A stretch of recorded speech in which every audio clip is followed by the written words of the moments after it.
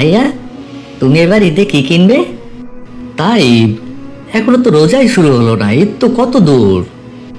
আসসালামু আলাইকুম কাকা। ওয়ালাইকুম আসসালাম। আবরার, তুমি কেমন আছো? আলহামদুলিল্লাহ কাকা, ভালো আছি।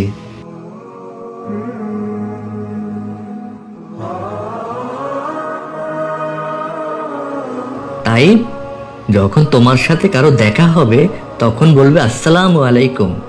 এর মানে হলো আপনার ওপর আল্লাহ শান্তি প্রদান করুন, কিংবা আল্লাহ আপনাকে শান্তিতে রাখুন, নিরাপত্তা দিন। মূলত সালাম দেওয়ার মাধ্যমে আমরা একজন মানুষের জন্য দোয়া করি, তার জন্য কল্যাণ কামনা করি। সব সময় আগে সালাম দেওয়ার চেষ্টা করবে। বাসায় বাবা মা, আত্মীয় স্বজন, পাড়া প্রতিবেশী, সহপাঠী, শিক্ষক সবাইকে সালাম দিবে।